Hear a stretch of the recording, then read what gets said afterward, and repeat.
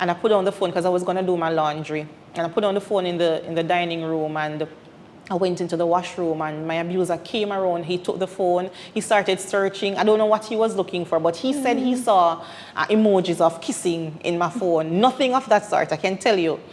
And he started running after me with the machete in and around the house. And, you know, the girls were there seeing everything that was happening, and they started screaming.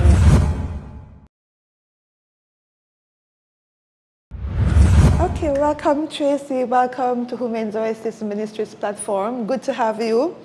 It's indeed a pleasure. We have heard your story, and we're so happy to have you share it. First of all, Women's Oasis Ministries is about empowering women, a God-given mandate to restore, refresh, and renew women for His glory. So I'm happy you're here to talk about your story, because you want to tell me all about how God brought you into this beautiful place where you have such a beautiful smile. Go ahead, my dear sister. First of all, tell us exactly who Tracy is. Give us your full name, because you have a very interesting surname. Yeah. And I didn't want to pronounce it incorrectly, so allowing you to do that part. All right, sure. Thanks for having me. My name is Tracey-Ann Harriage. And I am a country girl, cool country girl from the hills of Ty-Dixon, St. Catherine. That's rural St. Catherine. And I am a God-fearing person. I am an avid nature lover. I love nature. Anything that I put my hands to, they're always bountiful. I'm a mother. I believe that role is one of the most important roles that God has bestowed on me. I am a lover of people in its entirety, not just children, but Well, I am God-fearing. I don't know if I've said that already. I believe that there's a superior who sits high, looks low. He is my sustainer. He's our everything. And what else? And I'm just me. What you see, you get. I'm just me. Okay. Yeah. All right, so Tracy, we know that you have shared your story, and we're happy that you decided to share it for the women, because we recognize that many times we are going through our life, we were born, we are going through, but something we hit us now along the way. And sometimes we don't even realize what happened. But somewhere along the journey, you found out that you were in this situation. Now, this is not what God's plan is for my life. Talk to me about that. Right. So, and just to give you just a backstory, because a lot of times we find ourselves into some situations, and the persons might see us and they think that, look, that happened because you were always, there's a particular trait. But no, in my situation, there was no trait of that, because I grew up with a happy family, my mommy and my daddy. I'm the first of 3 children. And they were married. I've never seen my parents argue.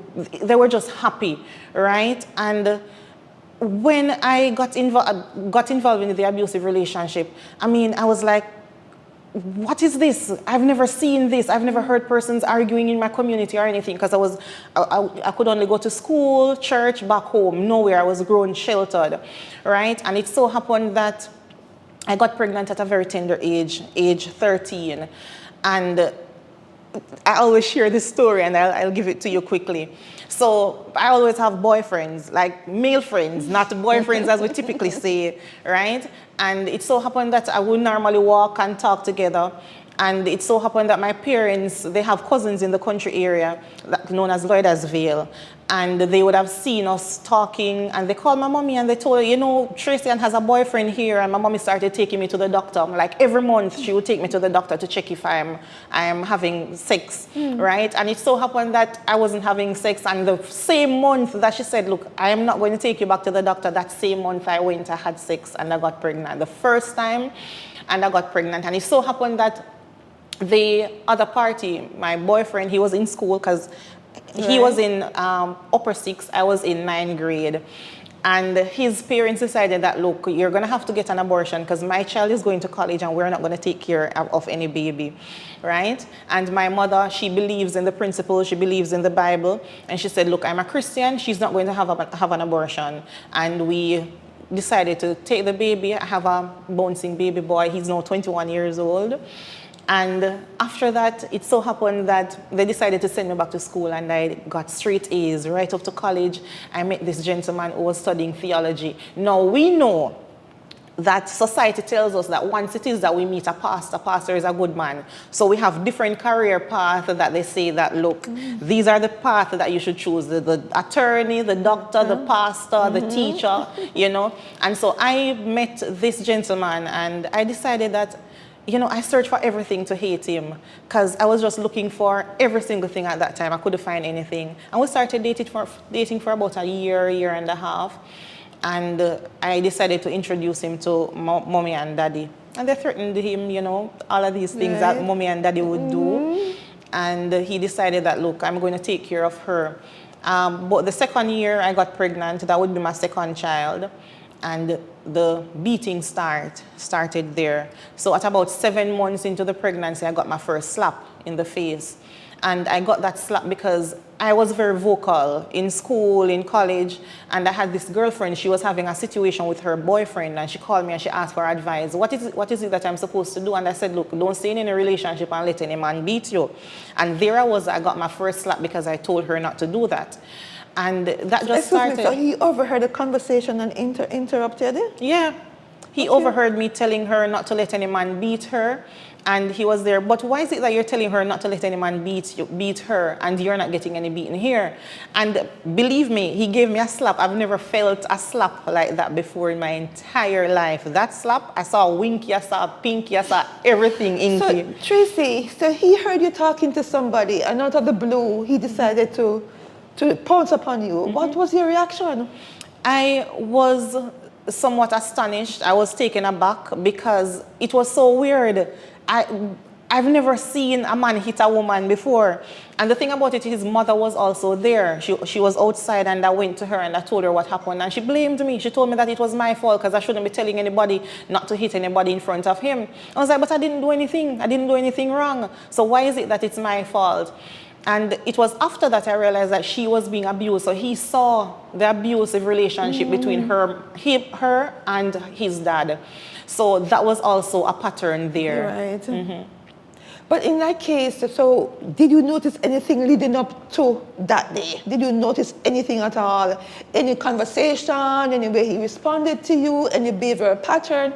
Were there anything that you noticed? That looking back, no, something was there, but in your hindsight, you were not paying attention. Yes, there were so many red flags that were there.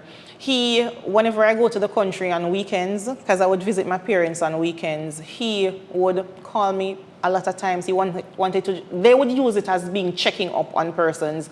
And that's a red flag because he'll call me a lot of times and he'll want to find out what it is that I'm doing, where I'm at, and he wants to know when I'm going to bed, when I wake up, what I'm eating, all of that. Coming back. Right. When is it? Yes. And that's what we recognize that one as stalking. So in one of the abuse that we look at is called stalking, and in fact that was stalking, right? Where you're constantly being checked upon, you're constantly being noted when you're coming back, what time you got there, everything you're doing. So I'm happy we are able to identify one of them. Yes. So that was one. He always did this thing where I think. He would, all right, so if, for instance, if I leave and I say, all right, I'm going to the country, he would follow me, right? Because he wanted to make sure that I was really going to the country. So he would drive behind me, or if I'm going to work, he would basically, you know, call somebody who would be at work to find out, is Tracy at work? And I mean, that continued for 10 long years, and it produced 2 beautiful girls from that relationship. And it got to a stage where he was basically beating me, boxing me, kicking me, doing all sorts of things to me. And I remember one particular day I was working at a particular loan company.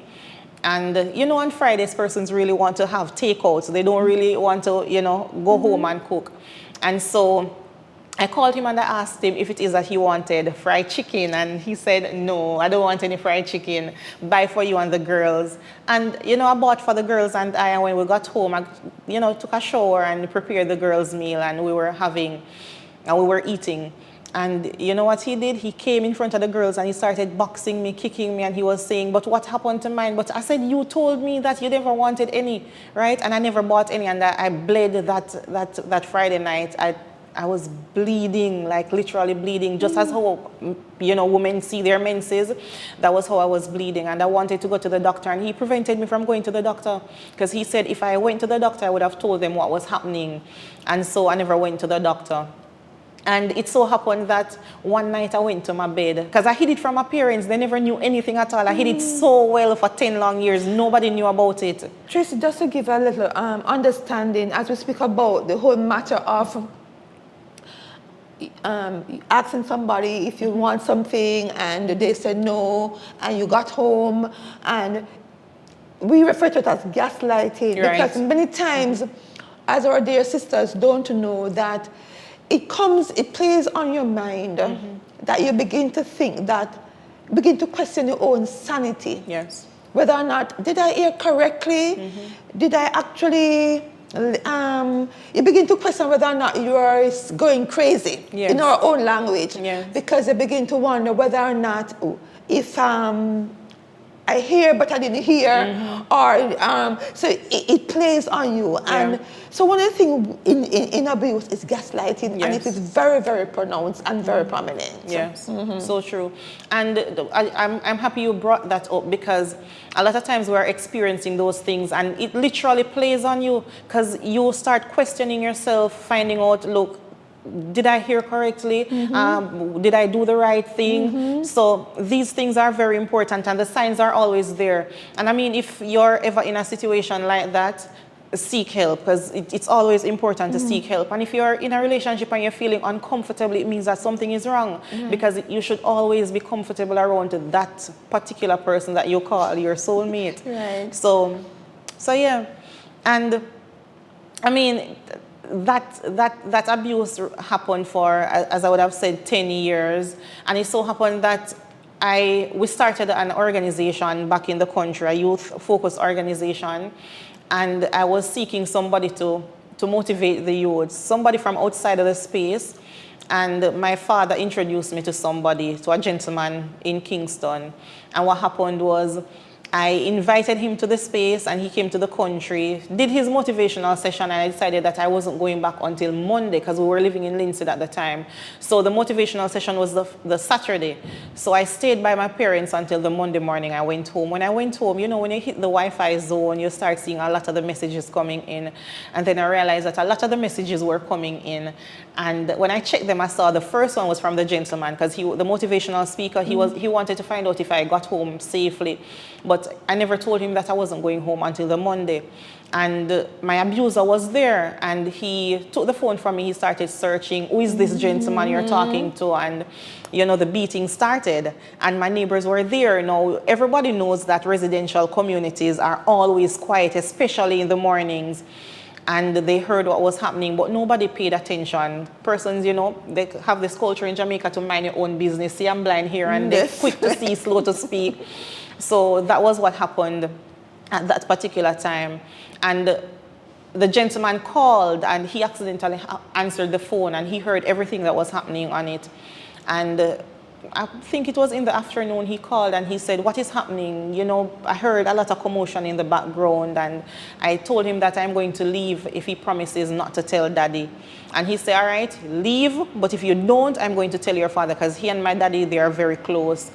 And the Friday night, so that's the Monday, the following Friday, I went to my bed and I dreamt that I was getting married, and I was walking in some murky water. And you know, country people say dirty water is not a good dream. And I got up the morning, the first person who I got a message from was the same motivational speaker. And I said, you know, I got a dream last night, I never liked it. And he asked me what was the dream, and I told him, and he said, you know, that's not a good dream, pray about it. And I said, I prayed already, but I'll pray again.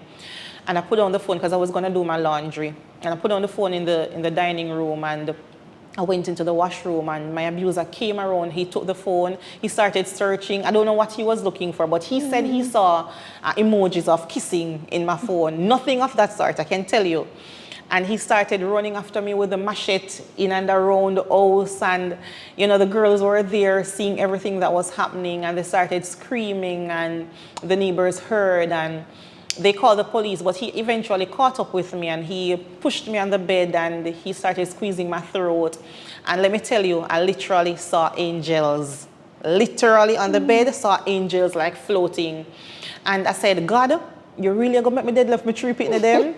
And believe me, I got strength. I remember the gentleman had hernia at the time, and I kicked him in the tummy, and that was how I got him off me. And when I went outside, I saw the police, and they took me, and, you know, I left, and that was the end, or the beginning of another, you know, series of hurtful behaviors from him. But when I left, I never pressed any charges. My parents really wanted me to do it, but I just wanted to get a new start. I just wanted to get out of the situation. I never wanted to go to the court.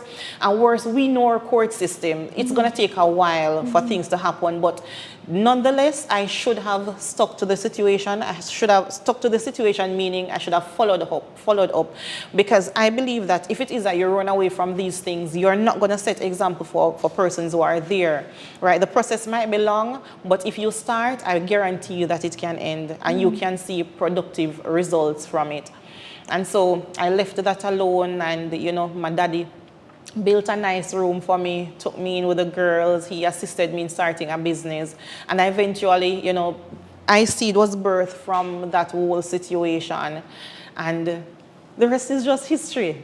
Okay. The rest is just history. Awesome. My question, though, as you were speaking, I began to hear all the types of abuse. One of them was electronic, right, where you're not allowed to use your phone at your own will, and your phone has to be checked and monitored.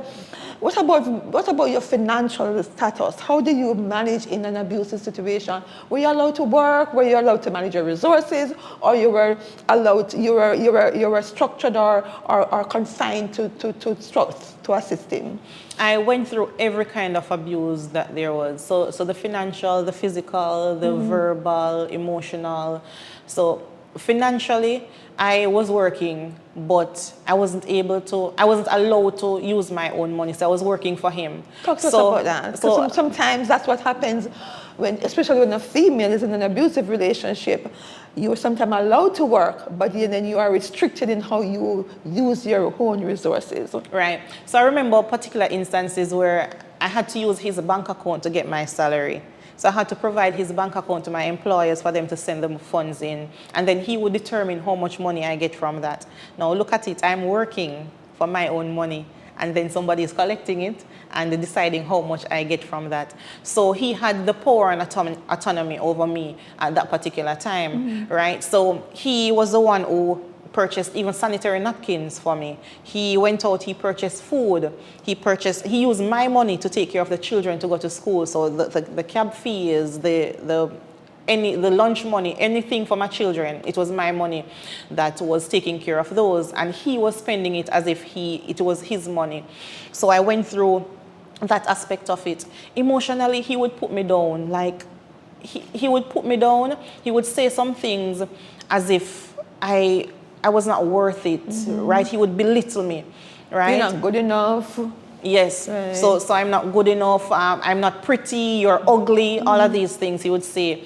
Verbal abuse, and those are some signs of verbal abuse. So when persons are telling you that you're ugly, you're good for nothing, you're not going to come out to anything, those are verbal abuse. So I would go through so many things, and then sleepless nights, and he would be there plaguing me, you know, and then I would be jumping out of my sleep at nights, just thinking about the craziness that was happening. And even after leaving the abusive relationships for months, I had to live on sleeping pills, right? Because I couldn't sleep. I would have nightmares. So those are some of the signs that, you know, I would have gone through. We know that abuse is all about control and manipulation. Power and control, yes. Control and manipulation. But in this control and manipulation comes fear. Yes. How you manage for 10 years in this relationship, dealing with this fear and the control and manipulation, knowing very well that at some point you're not so sure if you're going to make it. Did that concern whether or not you're going to make it through? What's going to happen to you and your children? Yes, a lot of times it happened. One of the things that guided me, because I was suicidal at one particular time, and one of the things that guided me was my grandmother she told me that anybody who committed suicide, they wouldn't have a lot or part with God. Okay. So that was at my forefront at all times, whenever it came across my mind. I also knew that my father was a crazy person. So, and when I say crazy, I mean my father would go highs and lows of defending me. So anywhere at all that he's supposed to find somebody who hurts his child, he's going to find them. And so because I knew who he was and the temperament that he had, I never wanted him to get into any trouble. So I hid it very, very well from him, because I knew any day he found out what would have happened. And I couldn't stand the chance to know that I went into a relationship and my father, you know, hurt him, and then he would have gone to prison. So that fear as well, it drove me almost insane. But other than that, the fear of my children, you know, seeing me die, you know, not getting to see that comfortable space where a well-lit family is supposed to be, that was also a fear. Also the fear of knowing that I would die leaving my children behind, not knowing which male or which female they would marry, not seeing them getting their education. So those were things that I lived with. But at the end of the day, I knew that there was a God who sits high and he looks low, and he was my protector, and he knew that that wasn't the situation that he wanted for me. So he would basically get me out of that situation, and hence I'm here alive. Well, we also talk about in abuse the old cycle. And I want to talk about the cycle because as we reflect on the time span, a lot has happened during that time. Yes. A whole lot.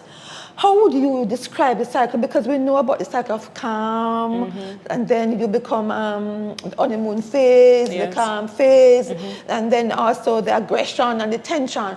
And we know it is not a set cycle. You're right. How do you, looking back at your situation, talk to me about the cycle. Were there times when he would say penitent, I'm so sorry, I am not going to do it again, you're all that I have? Yes. How did that play out during the season, during that time? All right, so that played out very, very well in that instance.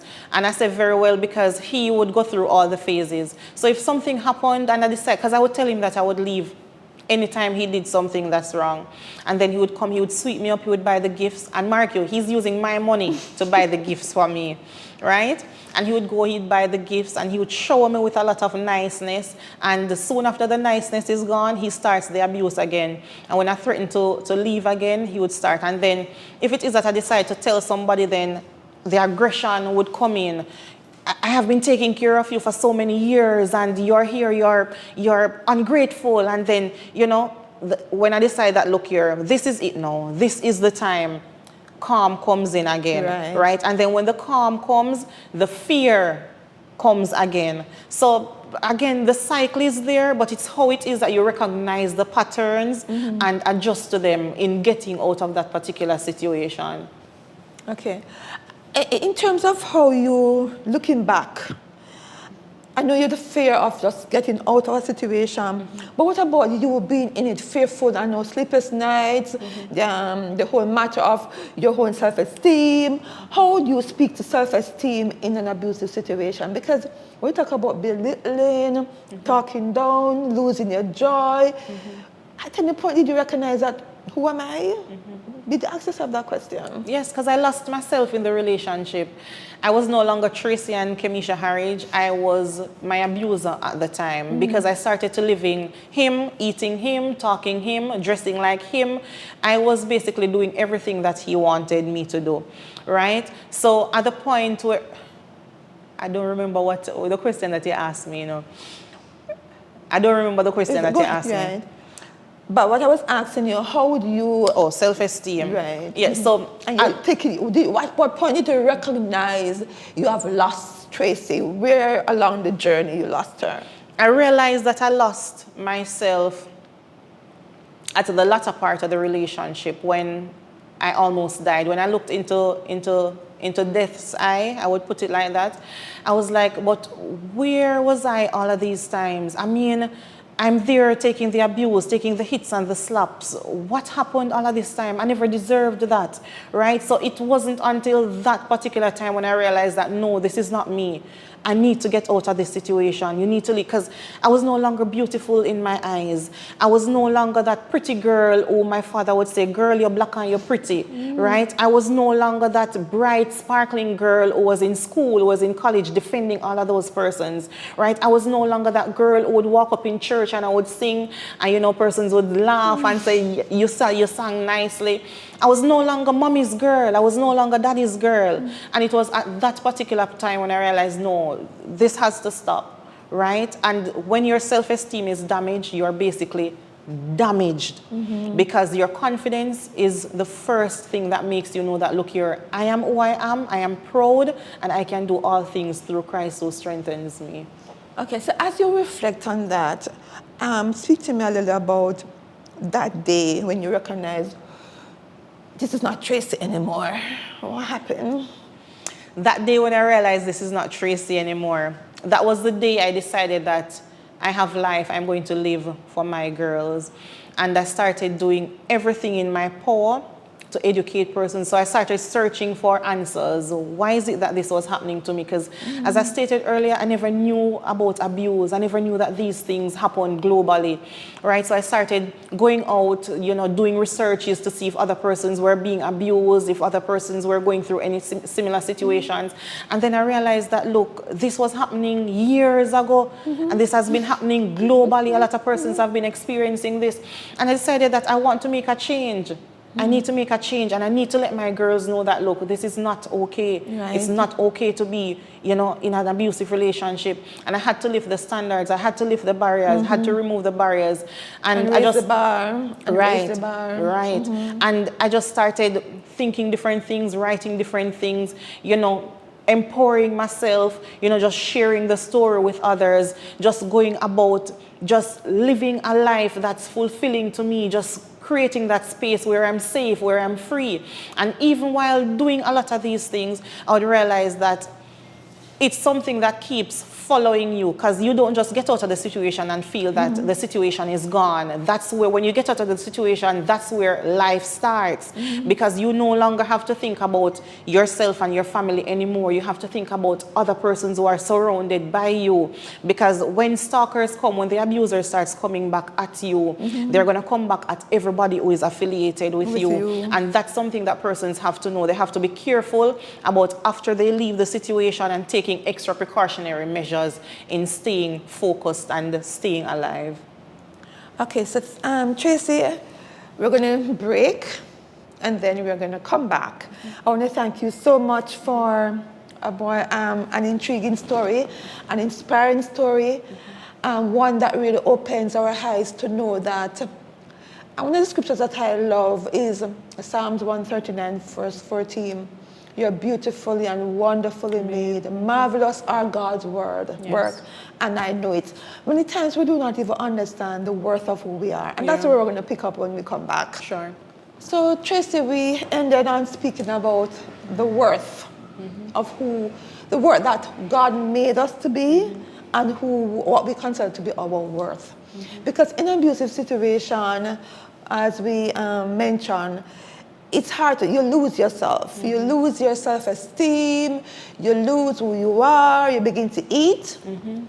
At the time the person said you ought to eat, what you should wear, where you should go, how long you should stay. You have to get permission basically to do everything. Yeah. How does that affect your worth? I mean, we spoke about self-worth, but how do you think that impacted on your worth then, when you looked at it, looking back, then and after, finding out that this is not what I'm worth? Well, initially, in the abusive relationship, when you're there, it's as if you're worth nothing, because then you don't have any self-confidence, you don't have any self-esteem. So anything happens, anything goes in that situation. You don't have any value, you don't have anything at all. So anything somebody says to you, that's basically you. So other person's words become you, right? Versus outside of the abusive relationship, I mean, you're happy. I mean, you know that you can move mountains. The Bible tell you something of the sort that if you have the faith as small as a mustard seed, you can move mountains. You know that you can do anything at all. So versus, you know, being in the relationship, being outside of the relationship, you can basically set your standards, set boundaries, because boundaries are very big, especially in knowing your worth. And it's so important to set boundaries, because coming out of abusive relationships and not having boundaries, let me tell you something, you gotta set those boundaries so persons respect you. And knowing your worth, respect is also a very big one. It plays a very big role in it, because you ought to respect yourself, knowing that, look here, if somebody doesn't respect me, it's gonna diminish my worth, right? So those are some very, very important aspects of it. I just speak about worth and boundaries, because in the relationship, you can't set your own boundaries. Right. But now that you're out, did you feel tempted to go back? Yes. Right. Yes, I was tempted. I was tempted a lot of times, because when I got out of the relationship, I was like, but it's better for me to stay here, because it was safe. At least I knew that I was getting the beating, I was getting the box, the kicks and all of those things, right? But getting out of it and wanting to grow and wanting to reach new heights, and then sometimes we get some hurdles and we say, all right, but this is hard. In that space, it was safe, I was comfortable. Now I have to do uncomfortable things. And there's this thing that says you have to get comfortable being uncomfortable, right? So at that particular stage, I wanted to go back in the relationship, but I had a bigger calling on my life, and I knew that, look, I cannot go back there, right? When I looked at a lot of things that I would have lost over the 10 years, I could have accomplished a lot of things over this new period. And knowing that a lot of persons are now here going through a lot of these things, and I can share my story and I can empower at least one person, I would have, you know, accomplished the task that God would have sent me here to accomplish, right? So those are some small things, and they are so small and simple in wanting to stay out of an abusive relationship and wanting to accelerate and climb. When I want to ask about, because one of the things in abusive situations, in relationships, sometimes you don't want to look at yourself in the mirror. Did you experience that, looking at your pretty self in the mirror? Yes. What did you do? How did you deal with that? Yeah, so when I left the situation, I had to cut my hair. So I had long locks, pretty locks, and I had to cut my hair because I wanted a new look. And so I cut my hair, and I decided that, look, I was so ugly at the time. And I said, you know what? My daddy says I'm black and pretty, I'm black and beautiful. So if my daddy says I'm black and beautiful, I am black and beautiful. And it took me a while for me to realize that and go back to that place where, you know, you're hearing all of these nice words from your daddy. Because a lot of times, girls, when they hear these things from daddy, they believe it. And sometimes, you know, we hear persons outside on the street and they tell you that the females don't live what they learn because daddy is not available, right? It is very true, because when you have a daddy in your home, not that mommies aren't great, but daddy plays a very big role, a significant role. And so that was one of the aspects that helped me to start looking in the mirror and start doing my hair again and say, look here, girl, you're black and you're pretty, you know. Right. You're black and you're pretty and you deserve greatness. You are indeed greatness.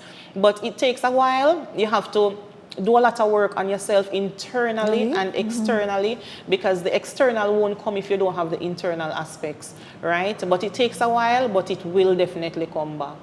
When you, in that time when you were looking at yourself, what happened? Tell me about what would have gone through your mind. You see the mirror, but you pass the mirror. You try to not to turn to the mirror's direction. What happened? How you managed that? And what were the thoughts that come through your mind at that time? In my room, I had a dresser in my room, and what happened during that particular phase, I put something over the mirror because I never wanted to look in it. I was so ashamed, because for the fact that, you know, I would have gone through all of these things. I was the first person in my community to get pregnant. I was the first person in my community to get in an abusive relationship that I knew of at the time. I was so ashamed. I never wanted to get out of the house. I just wanted to stay in, cry, not even eat. But having that cloth over the mirror, trust me, that was a big breaker for me, because I never wanted to see that ugly girl in the mirror, right? Exactly, because most times the situation makes you feel so ugly that you don't even want to look at yourself. Right. Right. So as I said about putting the thing to cover the mirror, I know that's a practical thing that many persons will do, just to hide yourself from yourself. Yes, that's so, true. In your situation, it was difficult, and I'm here listening, and I can imagine the pain you went through. and the stigma in the community, Yes. and the isolation from members in the community, if they're aware. How did you, what role that play in you staying in the relationship? Because we know that many times persons stay in relationship because of the stigma that is attached. And, Yes. and the culture in our community, that we can't afford for somebody to know that we're going through this. Yes. What role it played in your situation? It played a very big role because one, you know, country girls, when they leave the country area and they go to the city, I mean, nobody wants to go back, especially in a situation like that. Knowing that, look, persons knew that I went out of the community, I had 2 girls, and then, you know, coming back into the community, then they would laugh, they would, you know, so to say degrading things. And that allowed me to stay for a lot more years, because for the fact that I never wanted anybody to, you know, say all of these things about me. I was like a prize girl in the community, butty prize girl, very prize girl, and then this happened, then I'm supposed to go back without a ring on my finger, you know, go back basically worse than I left, because I left in a very good shape. And then going back without a ring, going back without a vehicle, going back just empty and broken. Trust me, it's not a nice feeling. So I never wanted to get out of that relationship and go back to my community. And I stayed there a lot of times for that. And for the fact that he took me from the community, and then I was basically isolated from a lot of my friends. Right? I never wanted anybody to know that, look, I was going through that. And because I was also proud, right, to know that I was there uplifting other persons, and then I got trapped in an abusive relationship, and then persons would, but she was the one who was motivating me all along, so how come she got trapped into that situation, right? So those were a lot of things that basically were keeping me in that abusive relationship. Let us talk about healing, because, I mean, as you mentioned about the journey, but how do you get to a place that you said, because healing takes a while. Yes. And you can make 2 steps forward and 10 backwards. How do you walk me through your healing process? My healing process, I think it was different. And I said different because I never sought counseling at the time because I was fearful. I never knew what to tell a counselor. Worse, counselors weren't, I never knew that counselors were available at that particular time as well. So what I did was to read and I cry. Sometimes persons tell you that you're not supposed to cry, you're supposed to be tough. Trust me, crying helps. Crying helps to relieve a lot of tension. And I would write. And I find that sharing my story helped. Even though it was shameful at the time, I realized that when it is that I shared my story, I felt better. Release. And so I started sharing more of me. And when I started sharing more of me, I realized that persons started to share more of what they were going through, and there were similar instances. So it was going through that particular motion, hearing persons share their stories when I share mine, and then we started creating a culture, a safe space where it is that it's okay for persons to talk about these things. That was my healing journey. I never went to a therapist or a psychologist to say, all right, we went through a particular strategic session to say, this is where you start, this is where, you know, you're going this week and all of that. No, it was just sharing my story, you know, cultivate a safe space for persons to come in and then we would just talk. That was therapy for me. That was my healing journey. So it was a bit different from what, you know, the traditional healing journey is. Right. Talk to me about the whole matter of this person has hurt you really, really bad. And then sometimes that's where the challenge comes in the whole matter of the healing. Because in order for you to be healed, you have to also forgive and release. How did you work through that part with all that reflecting the hurt and the hit and the kick and the crying and the blood? And do you have any physical scars? Just 1 and 2. Just 1 and 2 on my body. Okay. But and looking back at those physical scars, how did you get to a place that I'm going to release, I'm going to forgive and release? I realized that forgiveness is not for other persons, it's for yourself. Beautiful. And for the fact that he hurt me, not just me, but my children, because they were there and they saw everything, I decided that I have to forgive him for me to move on.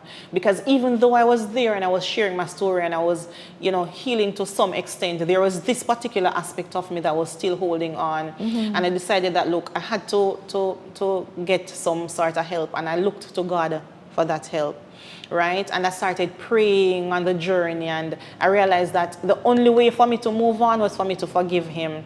And it took a lot out of me, because I was saying, he did all of this to me. Right. He did me wrong, right? So how can I forgive him and just allow it to slide? So I held on to that for a while. It took me a couple of years for me to get out of it. But as soon as I forgave him, trust me, there was just a different power that was unleashed within me, a different happiness, a different level of spirituality. Everything started being, getting bountiful from there. And then I say, you know what?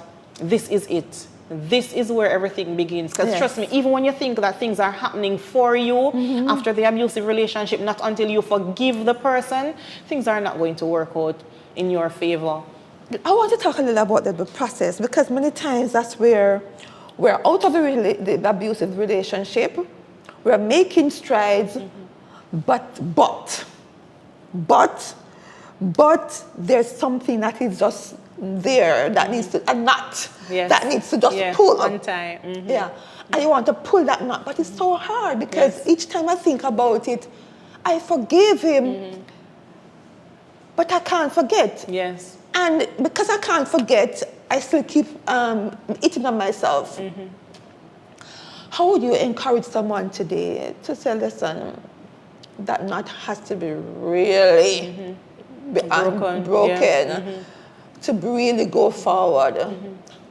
Talk us through that process. All right.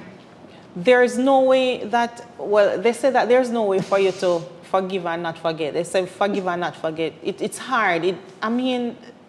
Those are words, but in truth and in fact, we are human beings and we have emotions, we have all of these feelings. But in order for you to move on, it's either you're going to pull the tie, and pulling the tie, you're going to have to go through the process straight, or you're going to cut the tie and put it back together, right?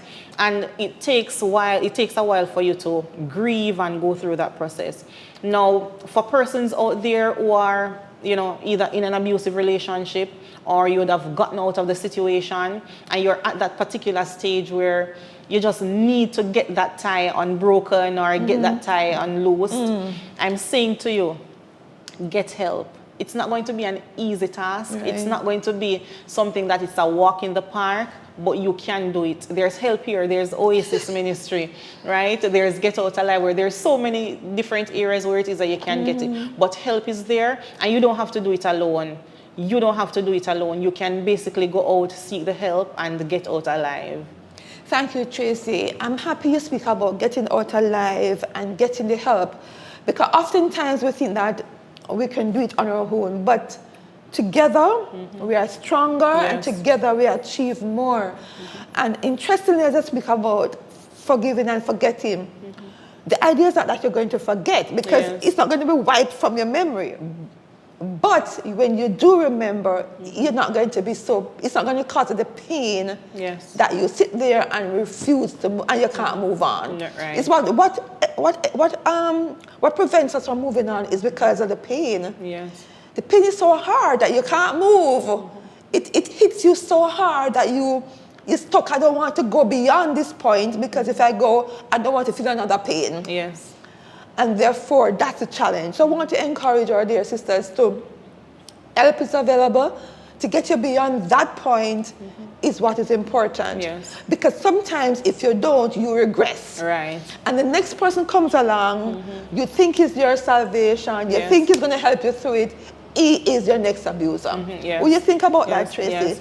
And the thing about that is, sometimes we're just so trapped in our minds and trapped into that particular phase that we were in, that sometimes even somebody who God sent for you comes along the way, and because of all of these things that you would have gone through, you miss that person. You missed. Right? So it's very important for us to go through the motions, grieve, get help, as you say, and we're stronger together.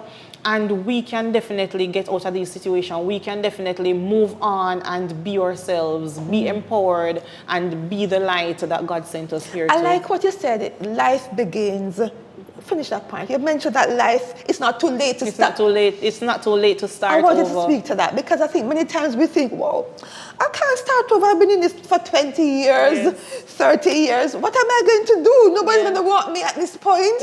Why would I want to leave? Come, Tracy, I'm not going to leave after 30 years. I've invested into this relationship, everything I have. Yeah. But I mean, you have invested so much in the relationship for 30 years and you're unhappy. You deserve happiness. Trust me, it's okay to start over. And I'm a living testimony. I would have spent so many years. I am not afraid to say my age. I'm 36. And I would have basically spent 20 of my 36 years taking care of other persons. I would have invested heavily. I would have lost a home. Not just one, but 2 homes. I would have lost vehicles. I would have had to spend millions of dollars paying back for things that I never even spent, paying back for monies that I never even, what I say, I never eat or drink, right? And it's so, if I can start over at 36, you can start over too. And I'm saying to you, help is here. Get the impetus to get out of that abusive relationship and go. Because starting over is nice. Starting over feels nice. I am now in my bed alone, right? And I feel so good learning about myself. You can do. You don't have to stay in an abusive relationship. You can get out and figure out who it is that you are, right? Especially when we have children, we have to change that pattern. We have to break that cycle and let our children know that, look here, this is not normal. Abuse is not normal. It's not okay to be abusive. So if it is that you have children in that relationship, you need to get out, set standards for them, let them know that it's not okay to stay here, right? Break the cycle. You need to get out. You need to get out and get out alive. Thank you. Tracy, you mentioned something that you said about finances that you'd never incurred. Was this person who would incur expenses and then you had to pay? Because sometimes we don't even realize that's what is happening, you know, that you are being financially drained out of a situation. Quickly, just give us a minute or two on that one. What are the signs to look for if you notice that you're getting into these financial traps? All right. So for my thing, I was big on partners, right? We call them partner plan. I was very big on this. We understand that in Jamaica. We understand that. So I was in a big partner. We call it the $1 million partner. I was doing very well in it for years. And my last partner, what happened, I signed a form. And I signed that form and he took them funds. It was $1.48 million, and he took the funds. I never smelled anything from that money, and I had to repay all of that money all by myself. And it took a toll on me because I had to now close my business, go into Kingston, look work and all of these things to pay all of that money. So it would take a toll on you. But for the fact that I would have incurred all of these things, or you might have incurred all of these things, it's not final. You can get out of the situation and you can rebuild again, right? So don't be deterred by any of these financial struggles that you might be in, and emotional, because it will take on, it will be emotional on you. And physical at the end of the day. Physical. Headache, backache, all kind of aches. Yeah, so true. So starting over it's hard for the initial stage, because when we have to go through the motion to think and say, all right, after 30 years and after buying house together and all of that, how is it that I'm going to get entangled, you know, from all of these situations? But it is possible. You need to get the impetus, just have the thrive to go and thrive. Thank you. Sure. One of the things I want us to speak about is, as we're wrapping up, it's our young girls. That's one of the areas I'm concerned about. Because there's a pattern which most times abuse don't happen overnight. Right. And as a young girl you're in your early teens, you know, boys are attracted to girls and girls are attracted to boys, and you're having this like a boyfriend-girlfriend relationship. And he will hit you, pull your hair, and, you know, push you over there and speak to you, and you laugh it off. Oh, it's my boyfriend, and we're having a good time, and he comes back and you play around. And then over time, you realize that you've gravitated into this kind of behavior. You got into your 20s, you're into this situation now, and it's harder because you now begin to have children. Because most times, people stay in the abusive relationship because of the children. I stay because of the children. Yes. I want my children to grow up with both parents. Right. And you get into your 30s and the years begin to roll.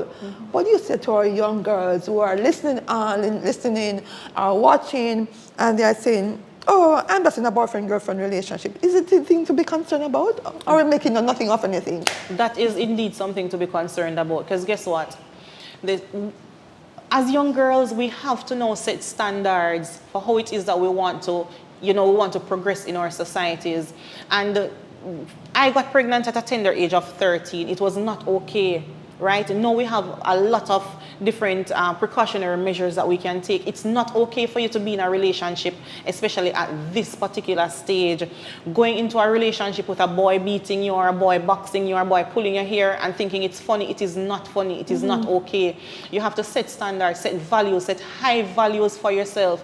We are not... Can I just be? We're no chicken head around here, right? Yeah, be real. Let's just talk real. Yes, we are beautiful young girls. You don't deserve somebody coming and pulling on your hair, or lifting up your skirt, or telling you to cut out your pocket where they can push their hands in and going through it. What they call it? No pocket Tuesdays or no pocket Wednesdays. All of these things. No, it is wrong. Think about your education. Think about where you want to be. Boyfriend and girlfriend can come afterwards. Right? And it's reality, and it's so sad that these things are happening. But at the end of the day, we have to set values for ourselves. We have to set barriers. We have to now sit. And as women and as parents, we need to get mentors for our children. There are so many mentors out there, very good mentors, because we have a lot of things happening on social media right now. Putting up things especially, and you say, all right, a couple of years down the line, you think it's gone. It is still there, right? So please, stay in school, eliminate the boyfriend or the girlfriend, because even as boys, we tend to focus a lot on girls as well. I know it's women's ministry, but one of the things is I believe in holistic beings, because we can't have good girls and we don't have good boys. Because if we grow good girls, what is going to happen out there? Right? So we need good girls and we need good boys. Boys, it's not okay for you to hit on girls. It's not okay for girls to hit on you. Girls, the same thing. It's not okay for boys to hit on you. It's not okay for you to hit on boys. Go to school, take in your education. There are so many career paths. We have traditional and non-traditional paths nowadays. You can be a YouTuber earning millions right now. You can be doing podcasts earning millions right now. You can stay in your home and be working in Dubai, anywhere. So change your mindset. Get mentors, get persons who can help you. Stay out of these, this boyfriend and girlfriend mentality. Not saying that you can't have a boyfriend or a girlfriend, but set boundaries. We're going to study together. Tonight we're studying, and this is very important as well. Sometimes as parents, we have our girls and we have our boys, and we're saying that, look, me know why you have no boyfriend, don't have any boyfriend, but it's better for us to have conversations with them rather than pushing them aside, because if you push them aside, they're going to hide and do things that you don't want them to do. So have conversations. And they will be comfortable to come and share with you what is happening. Right. Have healthy conversations with them. Let the conversation start, because they are not idiots. Right. I mean, like us, when we grew up and we hear that baby came from a cow or moon or something. No, have conversations with them. Start having those conversations from now, so they feel comfortable speaking to you. If anything at all happens out there right now, my girls, I'm the first person that they are going to tell. Believe it or not, because we have that relationship. As parents, we need to cultivate that environment. And we tend to hear it a lot that it starts in the home. It indeed starts in the home, because if we cultivate that culture, trust me, when you go outside, even if they derail and they see things and they do things out there, they will always remember in the back of their head, that's not what mommy taught me. That's not what daddy taught me. So we need to cultivate this environment. Awesome. Your final words. Tell us a little about your I see youth. I see youths, and tell me a little about how, as we come to the end of this session, what is it that you as have persons reaching out to you, or just go ahead and talk a little about that. All right, so I See Youths is a youth-focused organization that caters to the empowerment of youth through their physical, social, educational, entrepreneurial, and environmental development. And we do this through means of community engagement. We do sports, we do mentorship, we do so many things. We do counseling. And what happens is we cater to persons who are unattached, at risk, as they would call them. And we go into the volatile communities. We have conversations, so we speak to other persons, or we speak to the conversations that persons don't want to have, right? So that's just in a little nutshell of what SEEED Youths is. We do empowerment of survivors of domestic violence or gender-based violence, right? We do greenhouse farming, where it is that we have persons coming into the greenhouse working, and this is very important for us because a lot of times the abusers are the main perpetrators, are the main providers for persons who are being abused. Right. And so we don't want persons to say that, look, this is the reason why it is that we stay in the abusive relationship. We want to provide work for you. We want to provide sustainable environment for you to grow and thrive in. And so we would have applied for a lot of grants, United Nations Development Program, thanks to you. You would have entrusted us with millions of your dollars in doing these projects in different communities. And so persons are here. We're currently constructing a few now where persons are coming in, they will be working, earning their sustainable incomes from those. We also have Get Out Alive World, which is an organization that caters to, you know, survivors of gender-based violence, and that one specifically, we focus on those persons getting you out alive, but ensuring that you're not just surviving, but thriving, because we are thrivers at the end of the day. So that's a little bit about our ministry. We have counseling sessions, we have empowerment sessions on Sundays, and we're growing, and we're very big on partnership. So we encourage persons to get out, stay out alive. Awesome, awesome. Thank you so much. Really a powerful ministry, and one that we encourage, and we love the partnership because that is where we are stronger together. Right. As we empower and build. I want to say thank you so much for coming. Awesome story. I have a question. I'm not so sure if time will allow, but there are some reasons why women stay. What do you think would you say to a female or one of our sisters who are watching? What is it that why they stay? I mean, they say I can't leave, I have to stay. What would you say to that person? I would say get out of the relationship. I mean, it sounds simple, and you would see me laughing or smiling a lot. I'm smiling because I'm healed. I'm smiling because I would have gone through it. And if I have gone through it and gotten out alive, and I'm staying out and I'm thriving alive, you can do it too. There's so much help out there for you. For the fact that you are there in that situation, you can get out alive. For the fact that you are alive in that situation, you can get out and thrive from that situation. So abuse is not normal. Remember this, abuse is not normal. Abuse is abuse, and you can't spell abuse any other way apart from abuse. So get out of the situation and stay out alive. Thank you, Tracy. And just reminding us that abuse is all about control and manipulation. Control and manipulation. Once you find yourself in a situation where you're being controlled and manipulated, stalking, gaslighting, then those are some signs of red flags. I want to encourage you to make a note.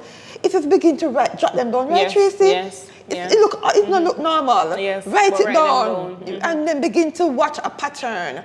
And as the pattern unfolds, you recognize that. Because the longer you stay, is the harder it is to get out. Yes. So true. Yes. That is so true. And remember, your purpose is bigger than abuse. So SEEED was born out of my abusive relationship, and just wanted to change our culture, just wanted to educate and empower persons. And out of that abusive relationship comes beauty. They say out of ashes, there's beauty, right? We have two handsome interns, two handsome males, two beautiful females here. They are interns. They are we have Germany, we have Spain, we have US, Italy here. They are here working with us here at SEEED. We have the beautiful Dominic there. We have so many other team members at SEEED. Look, there's purpose within you. Again, if I can do it, you can do it. You need to get out, step out, and stay out alive. And thrive. We call it we don't see it as a surviving, because when you come out and survive, you're just going through. But when you begin to thrive, you become an overcomer. Right. So I want to thank you so much, Tracy. Oh God, this is such an awesome time. Thank you so much for coming, and thank you for bringing along your team members with you. Thank you so much. We really appreciate it. And I'm sure we're going to be having more of these sessions. Thank you so much. It's a pleasure. Your final words, Tracy. I give the final words, please. My final words, I can only say to best, get out, stay out alive. You are a thriver. Yes. Thank you. Sure.